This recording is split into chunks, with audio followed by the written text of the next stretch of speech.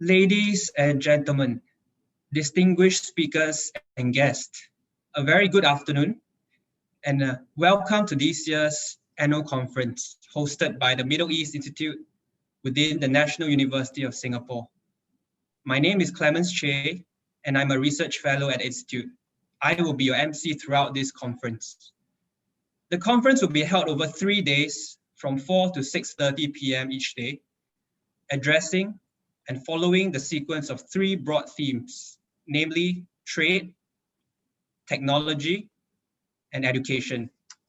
The title of this year's edition, as you can see on your screen, is Meeting the Future Together, Opportunities and Challenges for the Indo-Pacific and the Middle East.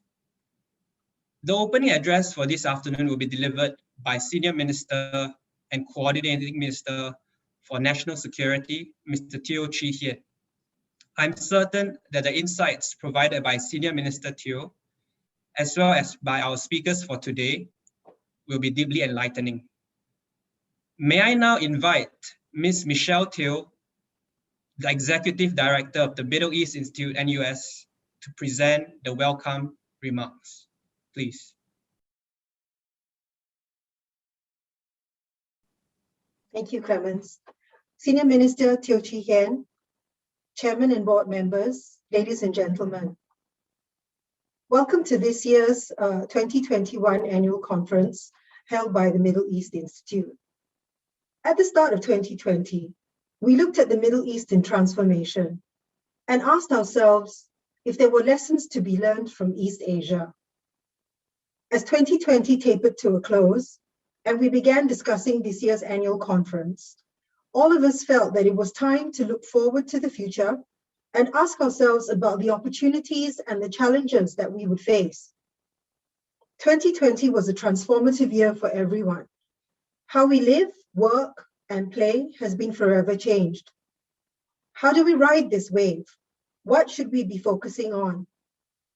Without the luxury of running a 2-day in-person conference, we had to narrow down the areas we thought would be critical to how we all meet the future. And so, over the next 3 days, we will focus on trade, technology, and human capital. In our assessment, these will be the critical areas of opportunity and challenge. This year's conference, however, is only the start of what we hope will be a year-long discussion on this subject. Our research clusters will continue the conversations through their talks and other events and through their writings. And I hope you will join them as you have joined us for this year's annual conference. The Middle East Institute is especially honored that Senior Minister Teo Chee Hean has taken the time to join us today to deliver the opening address, and that 3 ministers have also agreed to deliver pre-recorded comments. We're especially appreciative as this is a busy time of year in Parliament, as our ministers prepare to debate the country's budget for 2021. I would also like to thank all our moderators and panelists. While none of us have been able to travel, and work from home has been the default position for everyone, it doesn't mean that we aren't all busy. Life, after all, must go on. Please join me now in welcoming Senior Minister Teo Chee Hean. SM, the floor is yours.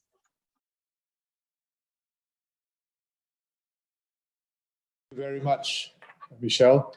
Mr. Bilari Kausikan, Chairman of the Middle East Institute, distinguished guests, ladies and gentlemen. I am pleased to join everyone today at the MEI's annual conference. Well, today I'm here to learn as much as I can from you as to give an opening address. So the opening address really is more an introduction, but also an opportunity for me to to hear from you and to learn from your experience and your knowledge. I'm glad that the MEI has continued with this conference with today's gathering of distinguished Middle East experts to discuss this important region and what the Indo-Pacific and the Middle East can do together. Asia, including both the Indo-Pacific and the Middle East, is responding to a changing world. Economically, the center of gravity of the world is shifting from the Atlantic to the Pacific and Indian Oceans, in particular in the economic arena. This includes energy and trade flows and increasingly in two-way trade and investment, capital flows, and technology. Many economies in this vast region have been growing much faster than their counterparts in North America and Western Europe, pulling the center of global economic activity steadily eastwards. Internally, both regions are responding to new domestic imperatives. Both regions are undergoing significant demographic changes, with some regions and countries characterized by growing young populations, while others are rapidly aging. Today, I want to focus on the youth part of it. Asia on the whole is home to the world's largest number of youths, aged 15 to 24. 30% of the world's youth are in Central and South Asia, numbering 361 million as of 2019. In East and Southeast Asia, despite slowing birth rates, there are 307 million, or 26% of the world's youth. In the Middle East and North Africa region, nearly half of the current population are aged 24 and below. These youth have different ideas of personal independence than their parents' generation. They have different expectations for education, employment, travel, and social participation. They demand greater engagement from their governments. The role played by youths in the Arab Spring from a decade ago, as well as the youth movements in East and Southeast Asia demanding reform, demonstrate the need for governments to continually address the needs and demands of young people. Beyond facing similar external and internal circumstances, both the Indo-Pacific and the Middle East have unique characteristics which make engagement and exchanges all the more interesting and fruitful.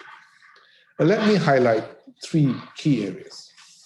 First, economic partnerships. Second, religious exchanges. And third, people-to-people interactions. First, economic partnerships. The Middle East has traditionally been a key source of energy. But as the world grapples with climate change and shift towards clean energy, countries are looking for alternative economic models and sources of growth. On the other hand, East Asia and the Indo-Pacific have traditionally been a source of industrial and commercial goods. Countries are now seeking to transform their industrial base, looking for green growth and move up the value chain. Against this backdrop, new partnerships are forming. Trade between our regions is growing and becoming more diverse. For example, between 2000 and 2018, GCC trade with China grew by 5 times to $139 billion US, and with India by 4 times to $77 billion US. Singapore was the first country from outside the region to sign a free trade agreement with the GCC. The GCC Singapore FTA, which came into force in 2013, has helped to bolster our economic ties over the years and laid the foundations to diversify our trade with the GCC. When traditional supply chains were disrupted by COVID-19 last year, Singapore looked to the Middle East to diversify our supply chains and to safeguard our food supply, such as by importing prawns from Saudi Arabia. So something not so traditional, but a useful source for us nevertheless. Investment flows are also now two-way. Whereas Gulf sovereign wealth funds had previously focused more on mature markets like North America and Europe, they have recently shown greater interest in Asia. For example, the Saudi Public Investment Fund has broadened its domestic investments to include overseas ones, including a $45 billion investment in high-tech fund managed by Japan's SoftBank. The Abu Dhabi Investment Authority has invested in property in Singapore and Shanghai, as well as India's agrochemicals company, UPL Corp. The Qatar Investment Authority announced last month that it is looking for deals in Asia to diversify its investment portfolio, including in India, Malaysia, Singapore, and China. New partnerships are forming in sectors like technology, sustainability, and info communications development. Both sides can work with each other to accelerate their modernization and diversification efforts. For example, there is potential to participate in various initiatives across the Middle East, such as Smart Dubai 2021, Saudi Arabia's National Transformation Program 2030, and Morocco's Mohammed VI Tangier Tech City. In August 2020, the UAE started operations at the first unit of the South Korean-built Barakan nuclear power plant, marking the first operation of a peaceful nuclear reactor in the Arab world. Second, religious interactions. The Middle East has inspired and influenced the religious beliefs, values, and practices of many faiths. The major world religions of Islam, Christianity, and Judaism trace their origins there. In particular, the Middle East holds special significance as the origin of Islam and the seat of its holiest sites. Through globalization, societies around the world have become increasingly multicultural and diverse. It is difficult to think of any society anywhere in the world without a Muslim community. Muslims form the second largest religious group in the world, with 1.8 billion followers, after Christians with 2.3 billion followers. According to the Pew Research Center, the Muslim population will grow twice as fast as the overall world population between 2015 and 2060. In the second half of this century, Muslims are likely to surpass Christians as the world's largest religious group. However, Muslims in the Middle East and North Africa constitute only 20% of the world's Muslim population. Here in the Indo-Pacific, we collectively have the largest number of Muslims anywhere in the world, at 62%. The top 4 countries with the largest Muslim populations in the world as of 2015 are all in the Indo-Pacific. Indonesia with 12.6%, India with 11.1%, Pakistan with 10.5%, and Bangladesh with 8.2%. As the seat of Islam, how the Middle East understands the religion and Islam's relationships with other faiths will shape the practice of Islam all over the world, including in Asia. Many aspiring Islamic religious teachers from our region, including Singapore, study in the Middle East and North Africa and come back to contextualize what they have learned to our own multiracial and multicultural societies. Arabic is now the 5th most spoken language in the world, with more than 250 million native speakers. Here in Singapore, our secondary school students have been able to learn Arabic as a 3rd language, in addition to English and their mother tongue since 2008. Other 3rd languages offered in Singapore include Japanese, French, German, Spanish, Malay, and Bahasa Indonesia. The learning of Arabic will bolster our people-to-people ties and promote a better understanding of the Arab world and Islam. In fact, this has taken on greater importance today. Islam has unfortunately been misinterpreted and misused in some quarters. The Indo-Pacific can work together with the Middle East to stand firm against violence and terrorism and promote more tolerance, moderation, and accommodation among all religions. We should also work together to promote a better understanding of Islam, in particular, its fundamental beliefs and values around the world. These include major initiatives such as Jordan's Amman Message and the UAE's Document on Human Fraternity for World Peace and Living Together signed by Pope Francis and the Grand Imam of Al-Azhar, Sheikh Ahmad Al-Taib, in 2019. Third, people-to-people interactions. The Indo-Pacific and the Middle East have our own cultural characteristics, but also many similarities. This has provided the impetus for regular engagement. For example, Korea and Japan are not only major investors in the Middle East over the past few decades, they have also had significant historical, cultural, and commercial exchanges. The traditional Korean lunar calendar was likely to have been influenced by Islamic calendar signs. There was a grand mosque in Kaegyeong, the capital city of the 13th century Goryeo kingdom. The Ottoman Empire established relations with Meiji Japan and sent a mission with 600 officers and soldiers to Japan in 1890. China established relations with the Middle East even earlier, in the 7th century, during the Tang Dynasty. China is now re-engaging the Middle East in a major way, most notably through the Silk Road economic belt of its Belt and Road initiatives. India, given its proximity, shares deep civilizational roots, cultural exchanges, and historical linkages with the Middle East. Southeast Asia, too, has a long relationship with the Middle East.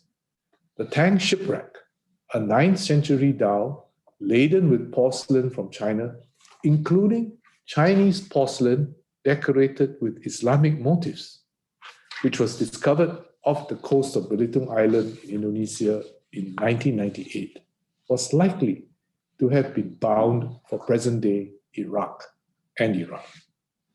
This dhow paints a picture of the rich economic, cultural, and people-to-people exchanges that connected civilizations along the maritime Silk Road over more than 1,200 years ago, along the ancient trading routes between the Middle East, India, Southeast Asia, and China.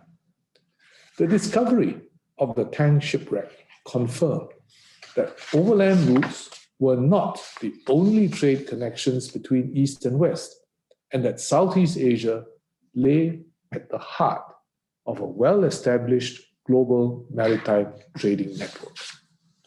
Beyond economic exchanges, this route facilitated the exchange of ideas and peoples. Muslim traders brought Islam from the heartlands of the Arab Peninsula to Southeast Asia. Some Arab traders sank their roots in Southeast Asia, of which the Hadramis from Yemen were the most prominent. The Al-Junids, the Al-Kafs, and the Al-Sakafs are among the well-known Arab families in Singapore. To commemorate these long-standing ties, Singapore and Oman collaborated to build a replica of the dhows which made such remarkable journeys. Named the Jewel of Muscat, she sailed from Muscat to Singapore in 2010 with a crew comprising Omanis and Singaporeans. We also share a more recent history. Many of the countries in the Gulf became independent from European powers at about the same time as those in the Indo-Pacific, from the late 40s to the early 60s. This shared historical context and political experience bind us together. Our two regions can exchange experiences and knowledge about each other's development journeys and governance as we foster closer ties between the Indo-Pacific and the Middle East. In fact, the more we know one another, the more we appreciate the things that we share in common. Distinguished guests, ladies and gentlemen, the recent COVID-19 pandemic has underscored how closely intertwined our countries and people have become. This makes it even more imperative that we rethink, refresh, and revitalize our traditional relationships, build more diverse and wider networks, and explore new areas for cooperation in technology, the digital economy, and people-to-people ties. There is also an opportunity for us to shape a new world architecture for all countries, big and small, to cooperate and thrive in peace together. The MEI has provided this useful platform to encourage inter-regional interaction and promote Asian scholarship on the Middle East. I'd like to thank all the participants for supporting this conference and sharing new ideas for cooperation.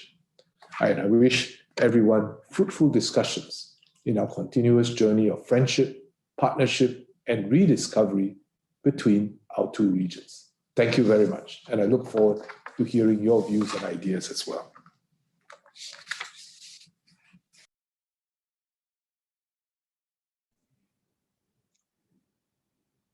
Thank you, Senior Minister Teo, Okay. for your thought-provoking message.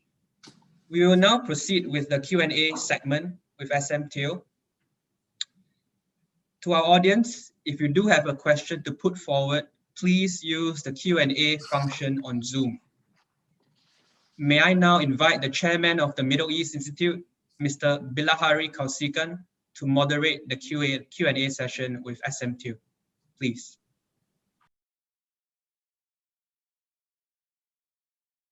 Good afternoon, everybody, and good afternoon, SM. Thank you once again for making time to join us today.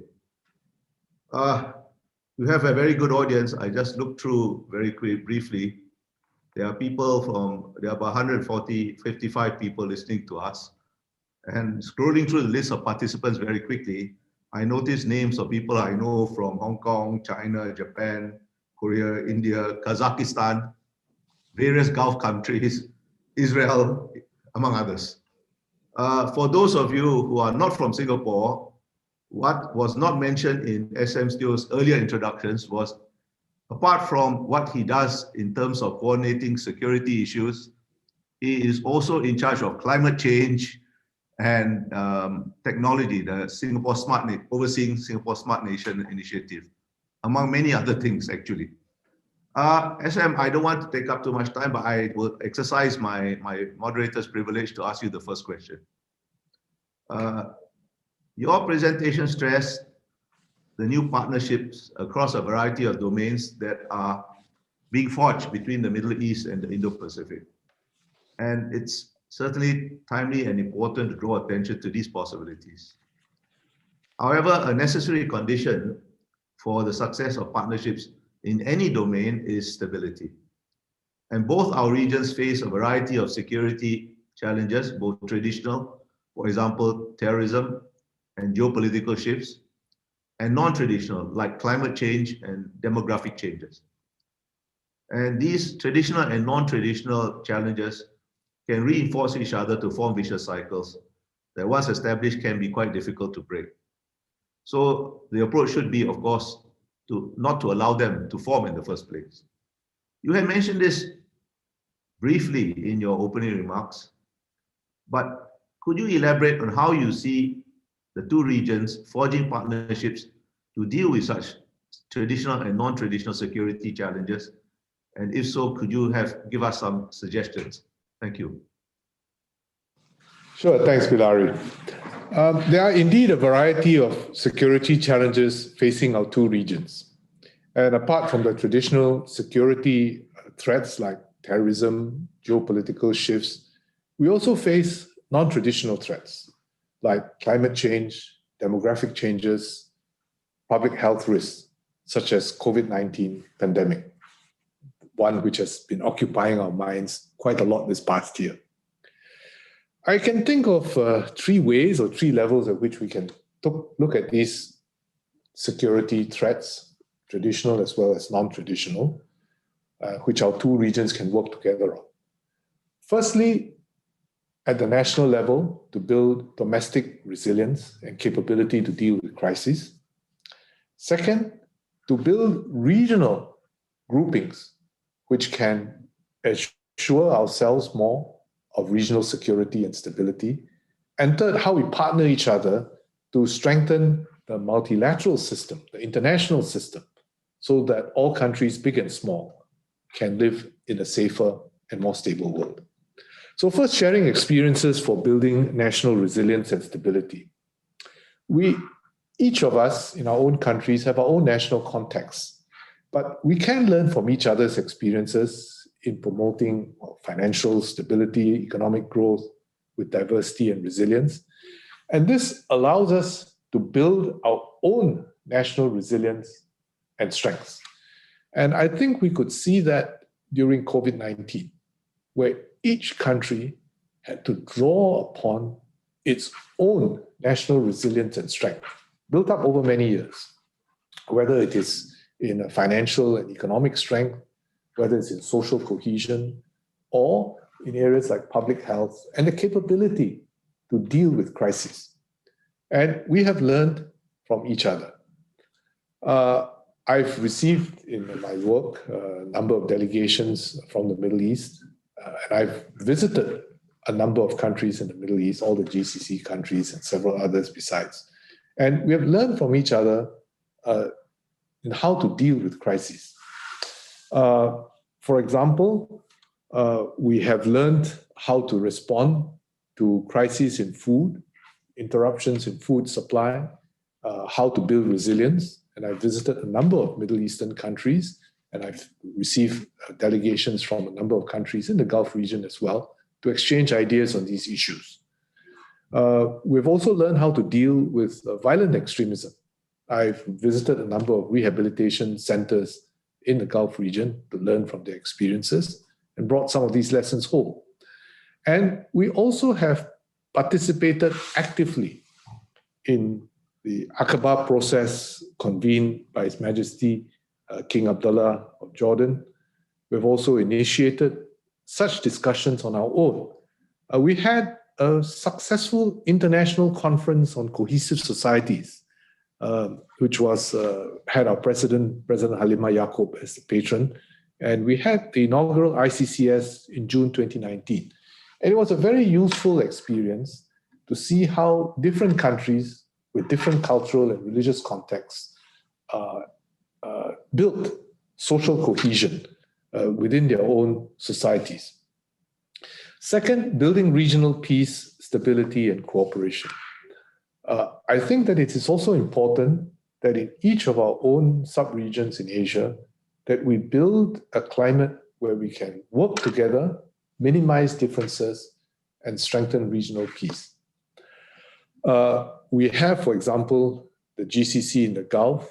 In Southeast Asia, we have ASEAN. And ASEAN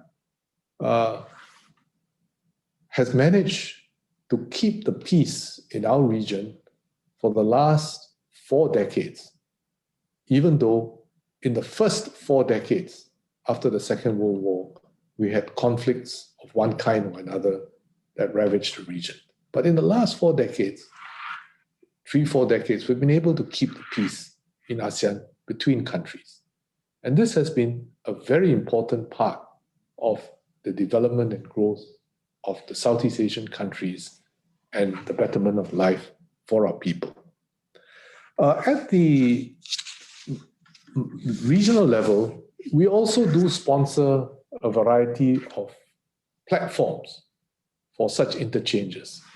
One example is that Singapore has successfully held with IISS, the International Institute for Strategic Studies, the annual Shangri-La Dialogue for probably a decade and a half now. And I've attended myself the IISS's series of dialogues, the Manama Dialogue in Bahrain, in Manama as well. So there are a number of different platforms. There's also the Asia-Middle East dialogue, which was mooted by Singapore in 2004. And since 2014, we have had more than 500 persons come through the AMET centers in Amman, in Jordan, as well as in Qatar. So this also provides another useful flow of exchanges. But I think fundamentally now, with the major changes taking place in the world, in geopolitics in the world, and with the new administration in the US, there's also an opportunity for countries in our two regions to work together to strengthen the international multilateral system. And this is fundamentally important for us because for countries big and small, we need to work together to strengthen this system. And we have agency and the ability to do so as well. So one example where we've worked together successfully is in the Global Governance Group. This was a response of small and medium countries to the formation of the G20, which was the big economies in the world. So the small and medium countries decided that we can't let the big countries in the world set the agenda for all of us. And so this group, the Global Governance Group, was formed. And actually, out of the 30 countries in the Global Governance Group, 5 are from Southeast Asia: Brunei, Malaysia, Philippines, Singapore, Vietnam. And we also have our counterparts from the Middle East. We have Bahrain, Kuwait, Qatar, and UAE. So by working together, we can help to shape the multilateral system as well.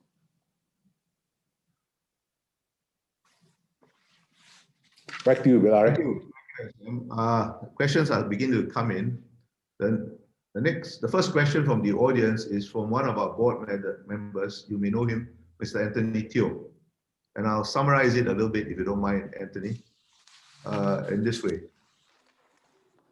Middle Eastern countries have their own strengths, and so do the various countries in the Indo-Pacific. But the perennial challenge for all of us is turning local strengths into global or inter-regional context in order to promote cooperation. Would you care to comment on that, on how this could be done?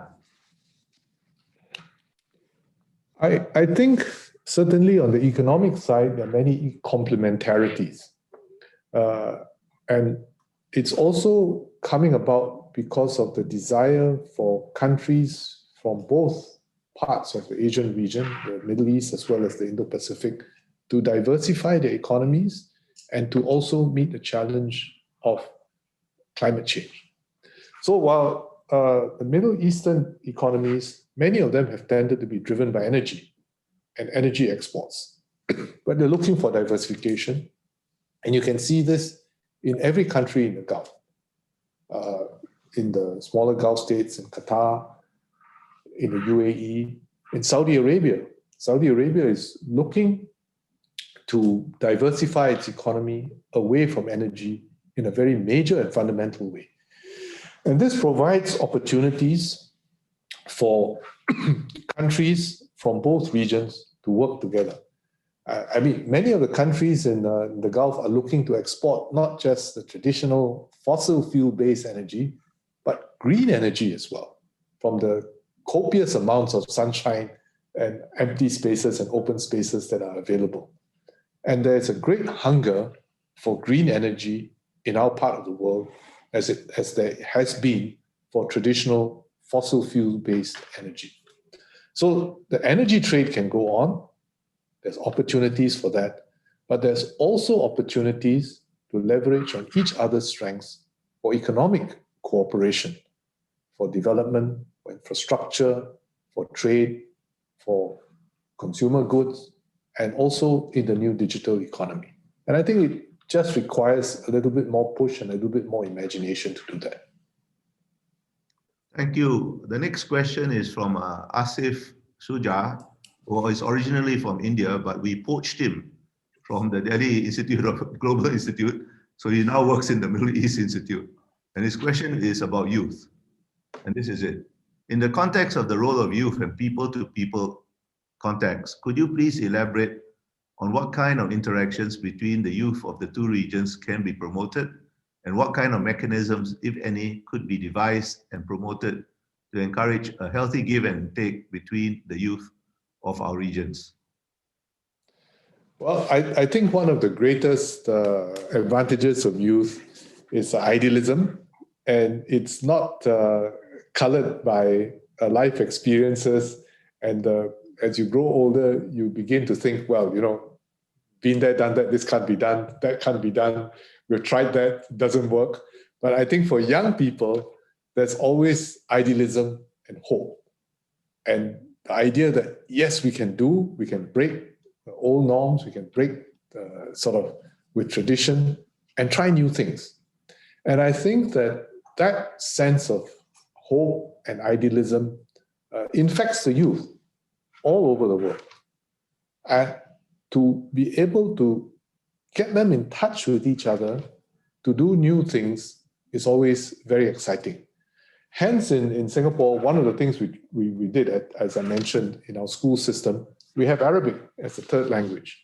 And we encourage our students to study multiple languages so that they can interact and understand with the world better. And I hope that is something which we can all encourage our people to do in our own respective countries. Then I would say that in the new world, there are many more opportunities for interaction and travel. I know that in our universities, we have students from all over the world who come here either to study on a full-time basis, but more often than not, to come here for a semester, for a term, for seminars, and so on.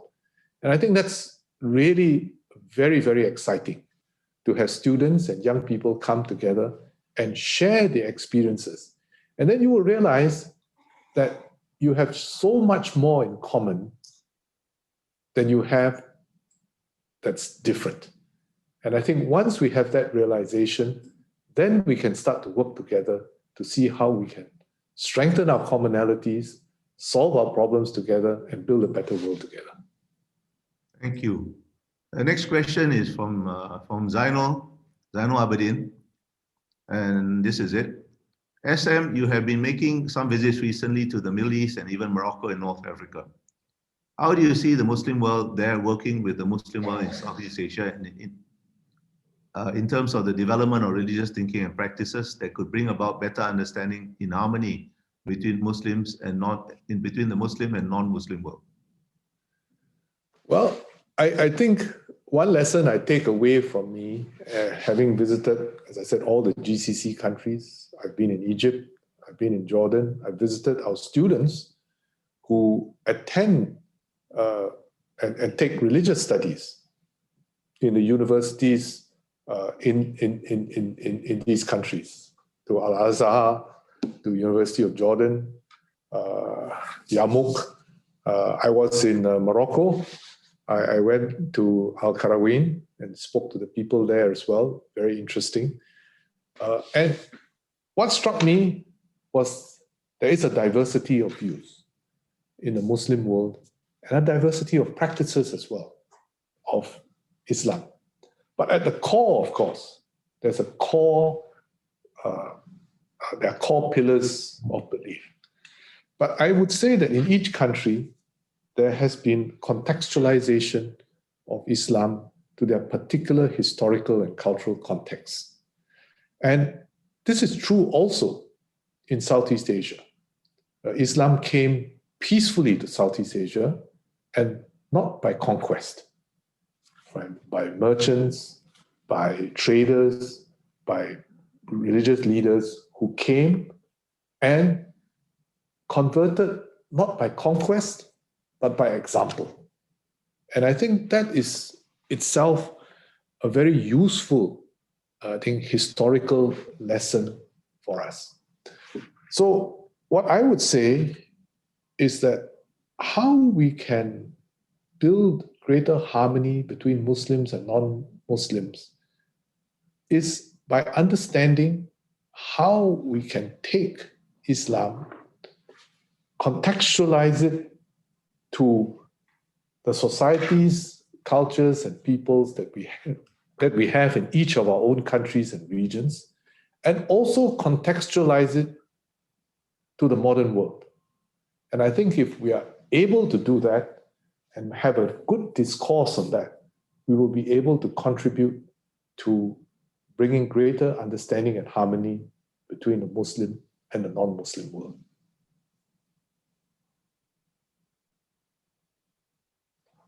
Thank you. Now a rather specific question from Ghada Solaiman. I'll try to summarize it. Could you share your thoughts on how Egypt fits into Singapore's view of the Middle East, and the prospects for developing more cooperation between Singapore and Egypt? Well, Egypt was one of the first countries to recognize Singapore when we became independent. So we always remember that with very, very gratefully. I've had a number of very productive visits in Egypt. There are opportunities there, economic opportunities. One very important engagement that we have with Egypt, as of course, as I mentioned, the education of our religious scholars. I think all the muftis in Singapore have graduated from Al-Azhar, and there's a very strong tradition for that. Recently, we started up a program in Singapore it's a postgraduate program for our religious teachers, future religious leaders who may have received religious education from different parts of the world, and so different traditions in the Islamic world. And we wanted to bring them together in Singapore for a postgraduate program in order to contextualize their learning to Singapore. And we have engaged with Al-Azhar to help us to design and run this program. So that is one aspect of a very important relationship that we have with Egypt. But Egypt and Singapore also have a very long historical connection for another different reason. In the old days, the days of the sailing ships, the main trade route from Europe to East Asia was via the Horn of Africa and following the trade winds across the Indian Ocean and back. And these trade routes brought the ships through the archipelagic waters of Southeast Asia, but not necessarily through Singapore. It was the opening of the Suez Canal and the advent of powered ships that allowed ships to travel on the shorter sea route between Europe and East Asia. And that brought ships through the Suez Canal, down the Red Sea, through the Malacca Strait, through Singapore and eastward. And it was only because we were able to overcome the how shall I say, the tyranny of how the winds blew and the tyranny of geography through the Suez Canal, by having the Suez Canal, that brought our two countries even closer together, Egypt and Singapore. And I think there remains considerable opportunities to develop economic and trading ties between our two countries. I think the Suez Canal zone, for example, there are many economic opportunities. I know there's interest in developing, so for port development in places like Alexandria and so on. And I think there are many, many opportunities for that. Thank you. Incidentally, SM, I just noticed the Egyptian ambassador to Singapore is logged on. I just met His Excellency a week or two ago and made the same point to him about how we are connected together by history. Yeah, among other ambassadors, I see the ambassador of France, Israel, South Korea, and the embassy of Kazakhstan. So let me give the next question to yet another ambassador who is not in Singapore, Ambassador Qasim Waleh from Bahrain, who is also an old friend of mine. And this relates, coming back to the topic of people-to-people contact. He would like to know your own assessment of whether the current level of people-to-people contacts is of the required depth and standard to achieve objectives that we all share, which you have mentioned in your opening remarks and subsequent answers. Well, quite frankly, I think we can do a lot better. And I'll explain the reason why. I think for each of our respective regions, we have tended to look to the developing countries, each of us. So the Gulf region looks to Europe and America, perhaps, and for us too, we look to the developed countries as perhaps models of growth, places from which we can take useful experiences and lessons for the development of our own countries. And therefore, the people-to-people ties have tended to flow in that direction. Economy, education, where we go to study, where we get our ideas from, who are our consultants, and so on. But I think as each of our regions develops greater confidence in ourselves, we have accumulated our own experiences, I think we can look more to each other to share these experiences of governance, of development, of education models, social models, and then to have the confidence ourselves to develop these ideas further. And I think with that increased self-confidence and the ability to discern for ourselves what kinds of relationships we want, what kind of development model we want, then I think there will be greater opportunity for people-to-people relationships. So, Ambassador, if you ask me whether I'm satisfied with the level of interaction, the answer is no. Am I optimistic for how development can grow in the future? I would say I'm optimistic because of the trajectory of the development process in both our regions. Okay. I think we have time for one question, but there are quite a number of questions. So I'll try to combine two questions together. One is a question from a gentleman from, I think by his name must be Indonesia, whether he's here or there, I'm not sure, Mr. Suwono. And the other is a question from one of our own staff of MEI who used to work with me in MFA and for her sins continues to have to work with me. I'll combine the two questions because I think they are complementary. And the first part is, Southeast Asia has, despite some problems, by and large been a very peaceful region. And unfortunately, the same cannot always be said of the Middle East. So what are some things about Southeast Asia that you think can be applied to the Middle East? And the second part is more focused on Singapore. How can Singapore keep itself relevant to the Middle East?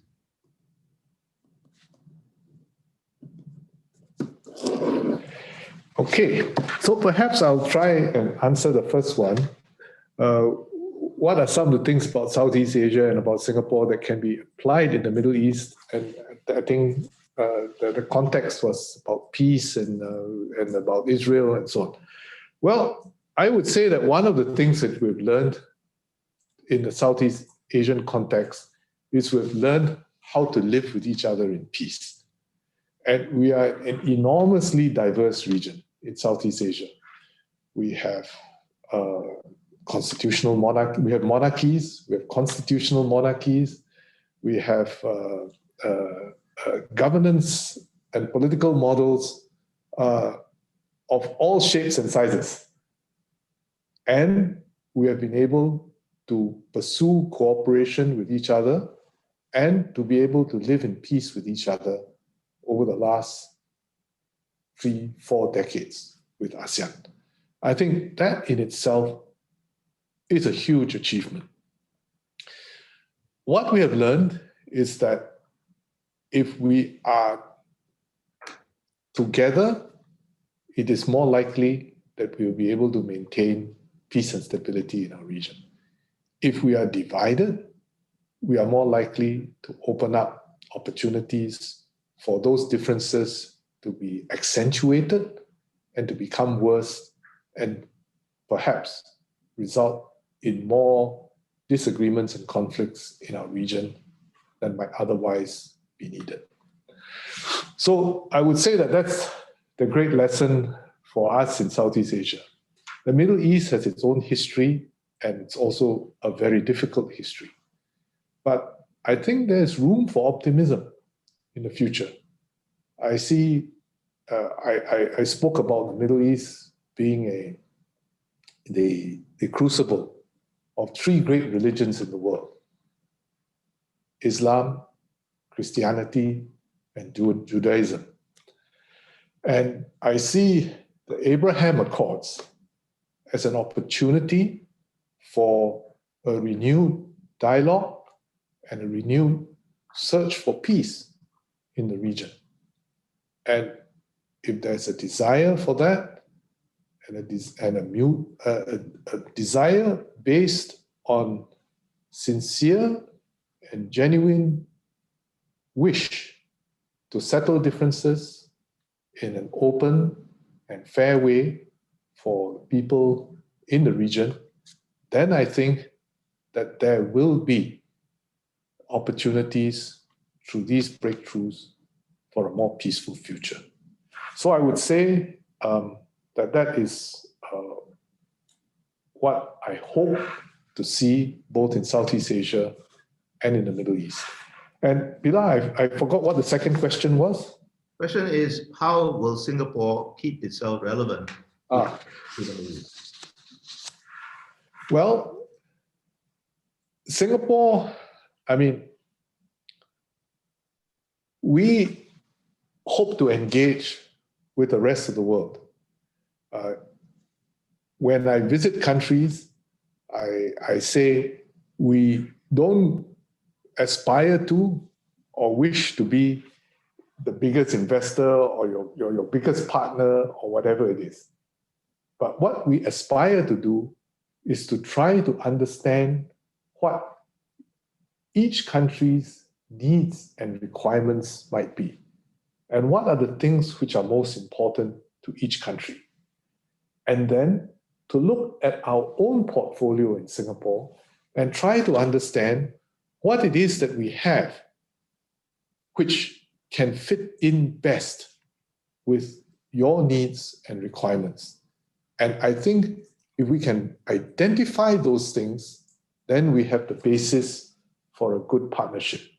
And I would say that is how Singapore has always tried to keep itself relevant to countries, other countries in the world, and make friends with other countries in the world, to try and understand what each country wants, what each country needs, and what from our own portfolio we can offer to that country which fits in with their wants and needs. It's not what we want to do for them or with them, but what they want to do, each country wants to do with us.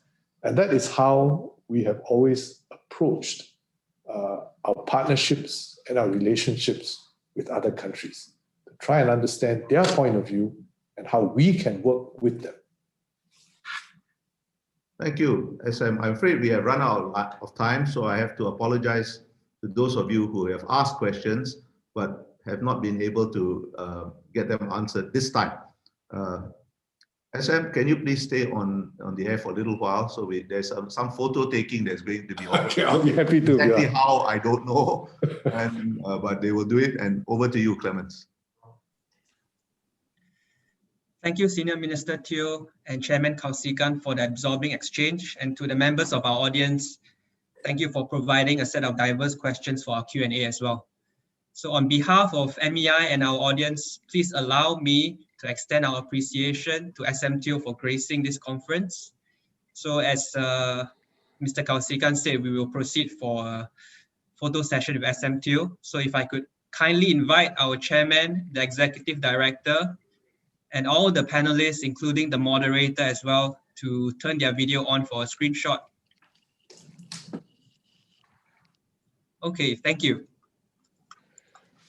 That is done. And once again, our warmest gratitude to SM Teo on behalf of MEI and our audience. Thank you very much. Thank you, everyone. Thank you, Clemens. Thank you, Bilari. And I look forward to seeing the outcomes of your discussions and learning from the discussions that you've had.